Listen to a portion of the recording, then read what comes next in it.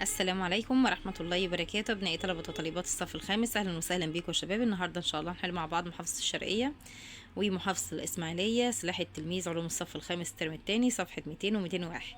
يا ريت يا بطل ما تنساش تدعمني بلايك واشتراك في القناة عشان يوصلكم كل جديد من حل التدريبات والواجبات. ونقول بسم الله. السؤال الأول بيقول لك هنا: أكمل العبارات الآتية بما يناسبها.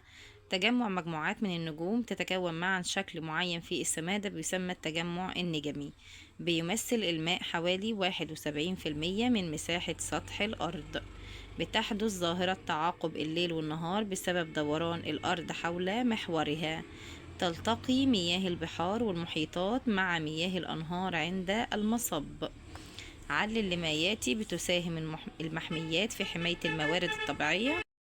هتقوله لأنها بتعمل على الحد من الوصول إلى الموارد ما يمنع استنزافها.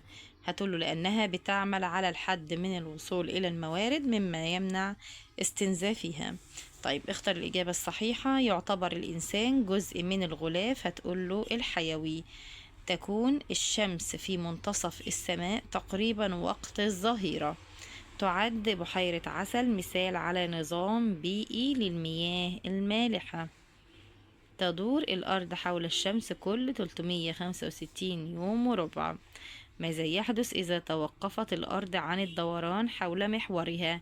ستتوقف الحركة الظاهرية للشمس في السماء، ولن يحدث تعاقب الليل والنهار. ستتوقف الحركة الظاهرية للشمس في السماء، ولن يحدث تعاقب الليل والنهار. اكتب المصطلح العلمي. خط افتراضي بيمر عبر مركز الأرض من القطب الشمالي إلى القطب الجنوبي. هتقوله ده محور الأرض. مياه عذبة بتختزن داخل الأرض في شقوق ومسام الصخور، دي اسمها المياه الجوفية. منطقة كبرى تتميز بكساء خضري وتربة ومناخ وحياة برية بتميزها عن غيرها، دي اسمها المنطقة الإحيائية. قوة بتنشأ بين سطحي جسمين متلامسين وتؤدي إلى إبطاء الحركة، دي اسمها قوة الاحتكاك. علل لما يأتي. تعاقب فصول السنة الأربعة. هتقوله بسبب دوران الأرض حول الشمس. بسبب دوران الأرض حول الشمس. حلينا صفحة 220، ننتقل إلى صفحة 221. 201 اللي هي محافظة الإسماعيلية، صح وخطأ. المصب هو المكان التقاء النهر بالمحيط أو البحر. هتقوله صح. المصب هو مكان التقاء الماء العذبة بالماء المالح يا شباب.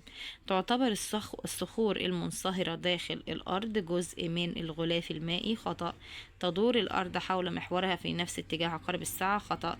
تتأثر الجاذبية الأرضية بكتلة الأجسام والمسافة بينها. هتقوله صح. استبعد الكلمة المختلفة. هتقوله الأنهار، لأن البحار والمحيطات والخلجان مياه مالحة، أما الأنهار مياه عذبة. أكمل العبارات التالية مستخدما الكلمات التالية. الاستدامة، جذب الجوي، التلسكوبات. كلما زادت كتلة الجسم زادت قوة جذب الأرض له.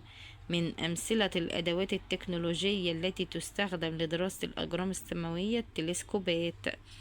استخدام الموارد بطريقة لا تؤثر سلبا على توافرها في المستقبل هو الاستدامة. يتمثل الغلاف الجوي في الرياح التي تحرك الأجسام. جسم كتلته 100 كيلو جرام وجسم آخر كتلته 300 كيلو جرام، أي الجسمين تجذبه الأرض بشكل أكبر إذا كان على نفس الارتفاع؟ هتقوله الجسم الذي كتلته 300 جرام كيلو جرام، لان طبعا احنا عارفين ان الارض بتجذب الاجسام الايه الاكبر حجما. اختر الاجابه الصحيحه. تتسبب قوه الاحتكاك في ابطاء حركه كره تتدحرج على الارض. تمثل المياه المالحه 96.5% تقريبا من الغلاف المائي. تعتبر أوراق الشجر جزء من الغلاف الحيوي. مجموعة النجوم التي تكون شكلا معينا في السماء تعرف بالتجمع النجمي. حدد أغلفة الأرض التي يحدث بينها التفاعل عند لعب الطفل بالكرة على رمال الشاطئ. هيبقى غلاف حيوي وغلاف أرضي. كده يا بطل حلينا محافظة الشرقية والإسماعيلية، صفحة 200 و201. يا ريت يا شباب ما تنسوش تدعمونا بلايك واشتراك في القناة عشان يوصلكم كل جديد. بالتوفيق والنجاح، مع السلامة.